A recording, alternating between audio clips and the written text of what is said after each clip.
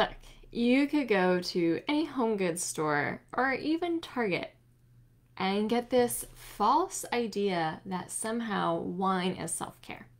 I mean, just look at the little posters and the little pillows they're selling there, right? The only thing expensive about having kids is all the wine you have to drink. Thank God for wine, because yoga can only do so much. We have these trite sayings all over the world that markets to women. We have these trite sayings that somehow you deserve wine at the end of a long day, that you deserve self-care in the form of a glass of wine. And we have this myth of this romanticized version of alcohol that's supposedly there to take care of all of our worries, make us feel better, and truly indulge in a little me time.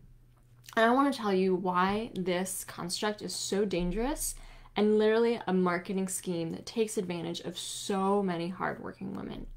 Now, thinking that wine was self-care is something that I definitely fell into. I remember really a lot of nights back when I was still drinking where maybe my husband was out with his friends or somewhere else, and I would just be like, ooh, it's a night to myself, I'm gonna pour some wine, I'm gonna take a bath. And I thought somehow that I was treating myself into a beautiful experience that would make me feel better. And the thing is it never worked. It never actually made me feel cared for. It never actually made me feel better in my skin and more in control of my life. And I'm going to share what the true definition of self-love today is. Self-love and self-care literally is this idea that you take care of yourself, right? Of course, we have this romanticized version of bubble baths and things like that, and that's great. That's fine. I love bubble baths more than anything, right? But true self-care and self-love is waking up feeling self-loved, waking up feeling cared for.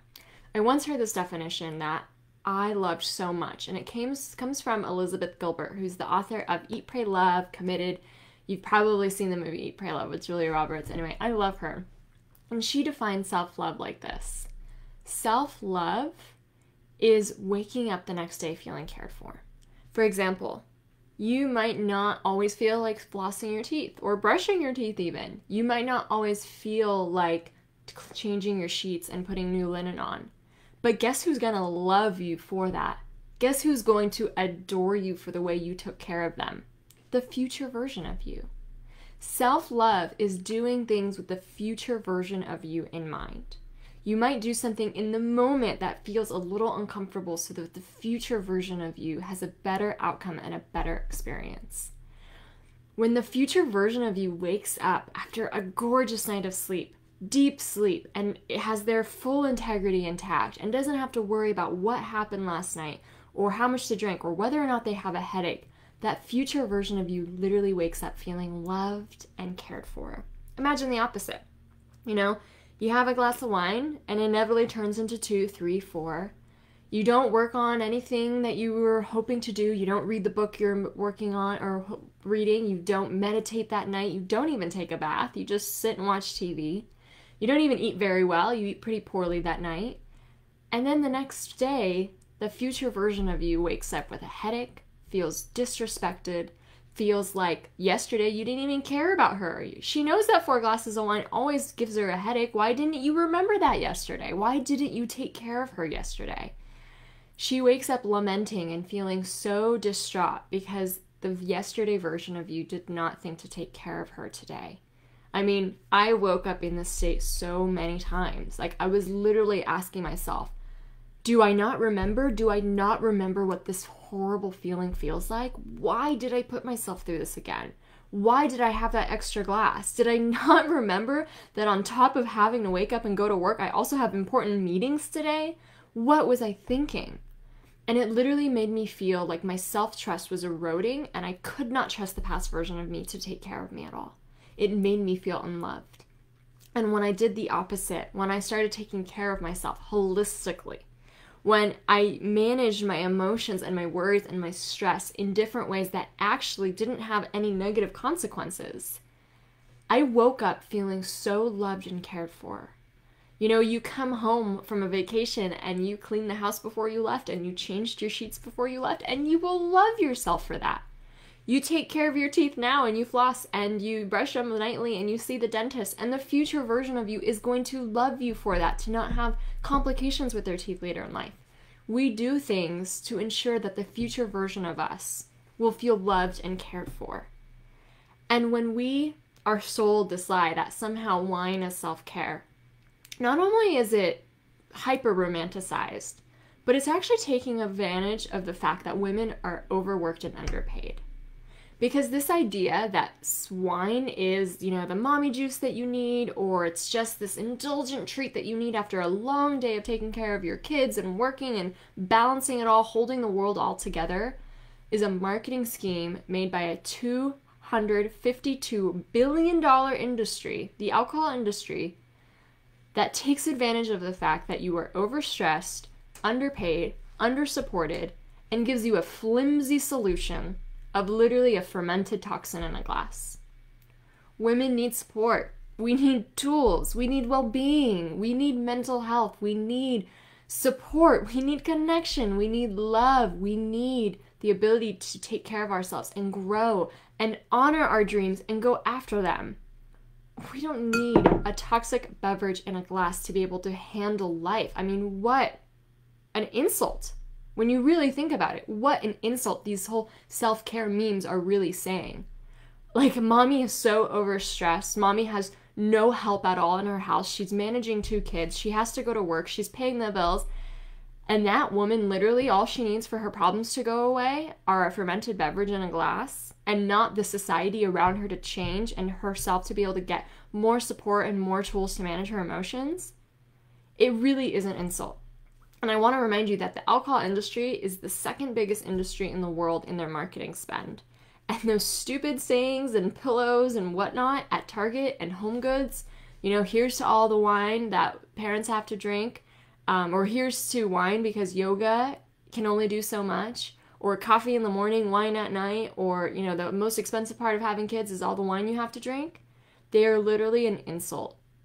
Because self-care is not found in a glass of wine. And believing that myth is literally tricking hundreds of thousands, if not millions of women and men into destroying their health, their integrity, and their self-esteem to fuel this alcohol industry.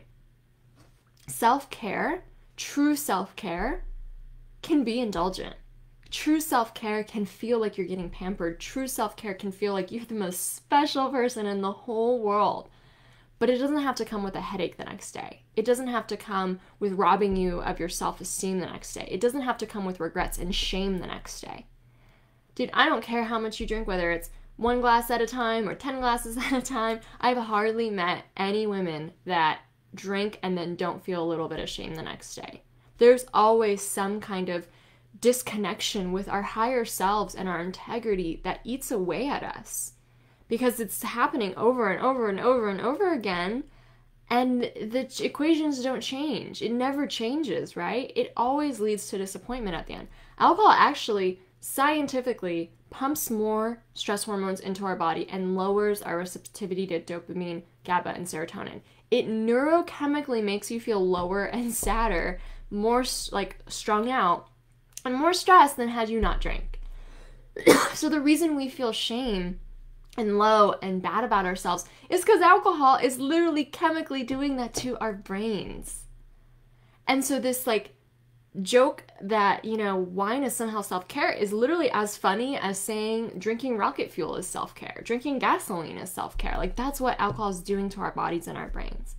And I definitely don't say this to make anyone feel bad. In fact, the construct that self-care is a glass of wine, a bottle of wine, is a myth that's getting passed around for the last 2 decades, and it's resulted in a huge increase in the amount that women are drinking. Even just this year, women are drinking 41% than they ever have in their lives. And then over the last 2 decades, from about the 2000s to the 2020, the spike of women drinking more is just crazy. There's actually more, doctors are getting more and more incidences of liver issues and just horrible consequences from not even problematic drinkers, normal so-called drinkers that are over drinking because we are being so marketed to in the last 20 years. Self-care is feeling proud of yourself. Self-care is managing your emotions in a healthy way. Self-care is expressing yourself and what you want. Self-care is forming boundaries. Self-care is treating yourself in a way that delights you today and delights you tomorrow. Self-care doesn't come with shame. I think of the difference in so many other aspects. For example, I love food, and I love to treat myself with food too. And there's a huge difference between ordering takeout from one of my favorite Thai restaurants and getting a fast food meal. I'm not trying to vilify getting fast food. I get it sometimes too, but there's a difference in my emotions. How I feel after that fast food is always so different than if I really treated myself to what I really wanted. The thing is anytime you crave alcohol, anytime that you actually want a drink, your body's trying to tell you something. It's trying to express emotions and where you can shift your life and what you truly need in that moment. And it's like responding, instead of getting that gorgeous takeout meal from the Thai place that you love and supporting the small business that you love and eating the gorgeous plant-based Thai food that you love, you just get the fast food.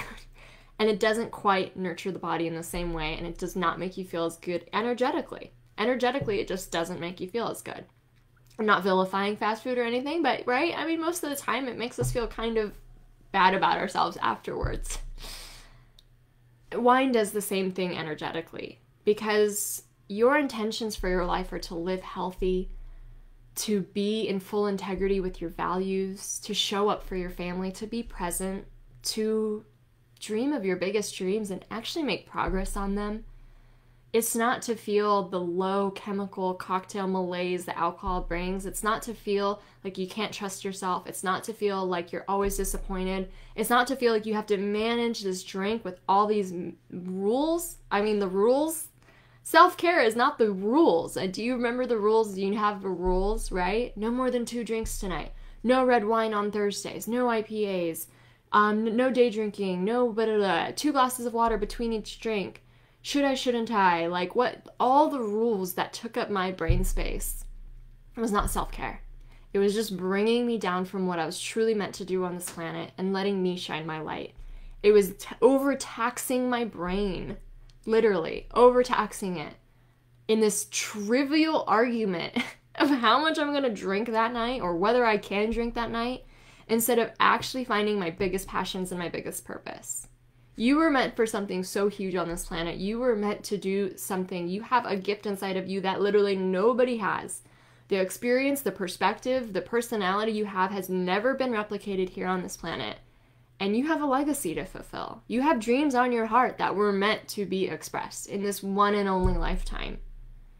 And drinking is just playing small to those dreams. Because drinking literally most of the time is our response and our reaction of fear to the world, of fear to going and achieving those dreams.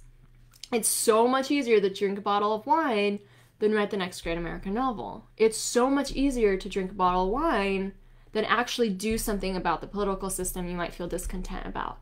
It's so much easier to drink a bottle of wine than get involved in a movement or write the book you wanted to write or launch the business you want to launch or form the friendships you need and deserve in your life. It's the easy route, and I'm not trying to vilify it forever, and I'm not trying to say it's always wrong, but when you continually choose the easy route over and over and over again that never pushes you out of your comfort zone, that just makes for a lifelong of regrets. That just makes us feel like we never, ever, ever actually went after and achieved our potential.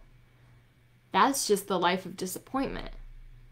And so, that saying, everything you want is outside of your comfort zone. And this idea that wine is self-care is going to take a while probably to unroot and disrupt and form new beliefs about what true self-care and self-love means for you. And it's going to take some experimentation. It's so hard to believe that we could fall prey to something like marketing, and yet it's a billion. Our companies wouldn't spend so much if it didn't work. And you don't just see it in the trite sayings at Target and Home Goods. You see it all over your Instagram. You see it all over Facebook. You see it all over movies and shows. Who here was watching Scandal, where Olivia Pope would come home from a hard day and her delicious Cabernet was this full glass of wine that she needed for her self-care and to manage her stress. We're being sold that lie over and over and over again. We see it all around us. And that's all it is. It's an illusion. It's a lie. It has not ever been self-care. It never makes you feel better in the long run. Does it? Has it? Self-care is doing something today that will make the future version of you feel loved. That will make tomorrow you feel cared for, respected. Like, their intentions matter. It will help you develop a healthy sense of self-trust and believing that you can count on yourself to do what you really need in the moment. Your emotions and your stress, all of it is there to help teach you what you need, how to express it healthily, what boundaries you need in your life, and what shifts you need to make in your life. If there's a sense of unfulfillment or unhappiness, that's an opportunity for you to look into that and find the tools and support you need to change it. Self-care is not found in a bottle of wine. And I believed it too. So I'm not going to make you feel bad if you've ever believed it or believe it now. But let's really start thinking about who benefits from women believing that. Who benefits at the end of the day from women believing that self-care is found in wine? Is it the women? Is it the family they're raising? Is it their businesses that they're trying to run? Is it the jobs they're trying to do? Is it the impact they're trying to make? Is it their self-esteem that's benefiting? Is it their confidence that's benefiting? Is it their health that's benefiting? Who does it really benefit? What does a $252 billion industry get from it? And what do you get from it? And what do those women get from it? Who really benefits from this equation, this illusion that self-care is wine? Ask yourself that. Start disrupting these concepts and these constructs that have been given to us all around, all our lives. We've been absorbing them from society, and make your own. Be an independent thinker to think about what truly self-care means for you instead of what has been a lie, an illusion that's been told to you that literally benefits almost nobody but the alcohol industry. I'm so glad you joined me today. Tune in next Wednesday at 8 a.m. where I answer more questions from Become Euphoric students. I think you're amazing for being here because you're a rebel thinker. That's what you are. You're a rebel thinker who is no longer going to be following the herd off into the illusion of this romanticized idea because it doesn't exist. The true idea of beauty in your life is connecting with your soul's deeper intuition and actually doing the things your soul calls you to do, whether that's deepening your spiritual practice, launching a dream business, writing the book you were meant to write, connecting deeper with your family, forming more friendships, running that half marathon. I don't know. Everyone's dreams are so different. Those are the dreams that you were meant for. And all of that mental chatter, all of the other stuff, all of the blocks we have around alcohol are just in the way of what you were really meant to do and what really matters to you. I don't want to vilify alcohol all the time. It's not really about a drink. It's about healing the blocks that keep us stuck. It's about healing the places where we play small and continually in our comfort zone instead of showing up and going for what we really want. And being brave enough to even dare to say it out loud and say that we really want it. So thank you so much for joining. Ned, it's so great to see you. Robert, thank you so much for joining. Let's define a new self-care for the new decade ahead, a new year ahead, and really start changing the world and what that means, and really start offering other people an example and an inspiration to how to truly have lives they love, holistically, all around. Thank you.